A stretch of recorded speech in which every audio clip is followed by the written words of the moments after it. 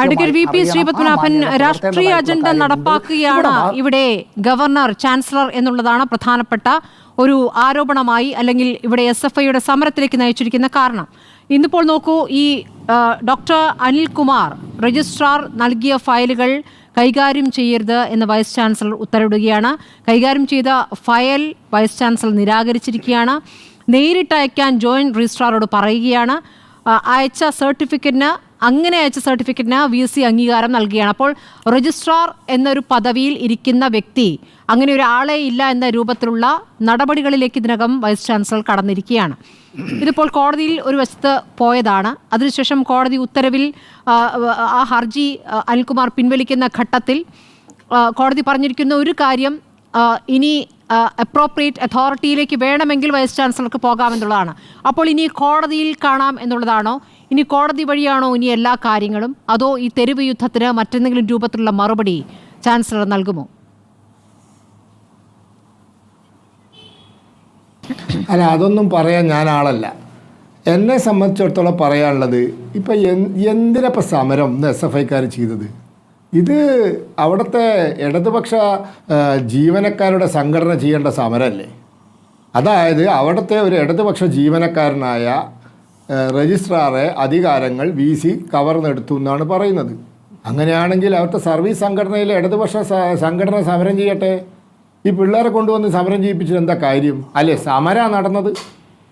ഇന്ന് പോലീസും SFIക്കാരും കൂടി എന്നെ തൊട്ടോ നിന്നെ തൊട്ടോ പറഞ്ഞിട്ട് അങ്ങോട്ടും ഇങ്ങോട്ടും ഉന്തും കളിയും.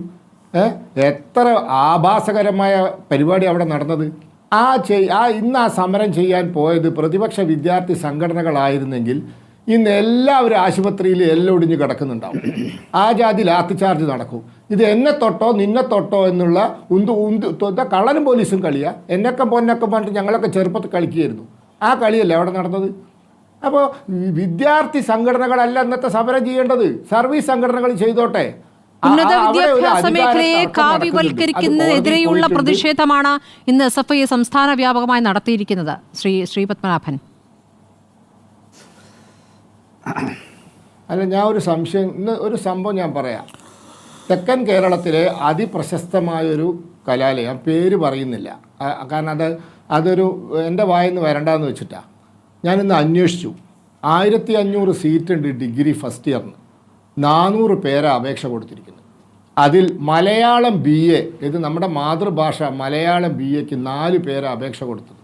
അതിൽ 2 പേരെ ചേരാൻ വന്നിട്ടുള്ളൂ. ഇത് ഞങ്ങൾ കാരണം സംഭവിച്ചതാണ്. മധ്യ തിരുവിതാംകൂറിലെ കോളേജുകളിൽ മലബാറിലെ കുട്ടികൾ പോയി പഠിക്കുകയാണ് ഇപ്പോൾ. ഒരു കാലത്ത് ഞങ്ങൾക്കൊന്നും അവിടെ കയറാൻ പറ്റില്ല, കോമ്പൗണ്ടിൻ്റെ 4000 എത്താൻ പറ്റില്ലായിരുന്നു. മധ്യ തിരുവിതാംകൂറിലെ കുട്ടികളൊക്കെ വിദേശത്ത് പഠിക്കാൻ പോവുക. തെക്കൻ കേരളം മുഴുവൻ വിദേശത്തേക്ക് പോവുകയാണ് കുട്ടികൾ.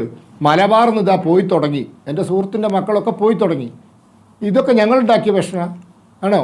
ഈ കുട്ടികൾ മുഴുവൻ ഉന്നത വിദ്യാഭ്യാസം നേടാൻ വിദേശ രാജ്യങ്ങളിലേക്ക്, ലിത്വാനിയ ഒരു രാജ്യം, ലിത്വാനിയ പഴയ സോവിയറ്റ് യൂണിയൻ്റെ ഭാഗമാണ്, അവിടേക്ക് പോയിരിക്കുന്നു ഡിഗ്രി പഠിക്കാൻ എൻ്റെ സുഹൃത്തിൻ്റെ മകള്.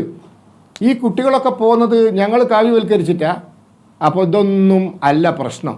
ഇവിടെ കേരളത്തിൽ സർക്കാർ ആശുപത്രി മുഴുവൻ ഇടിഞ്ഞു പൊളിഞ്ഞ് വീഴാൻ തുടങ്ങി.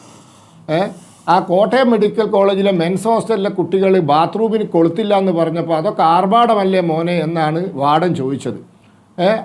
ആശുപത്രിയിൽ ആവശ്യമായ സാധനങ്ങളില്ല, മരുന്നുകളില്ല, ആവശ്യമായ ഡോക്ടർമാരില്ല. നമുക്ക് അങ്ങനെ ഉന്നയിക്കാൻ വിവിധ വിഷയങ്ങൾ ഉണ്ടാകും. ശ്രീ പത്മനാഭൻ, നമുക്ക് ഈ ഒരു വിഷയത്തിലേക്ക് വന്നാൽ കാവ്യവൽക്കരിക്കാൻ ശ്രമം നടക്കുന്നു എന്നുള്ളതാണല്ലോ.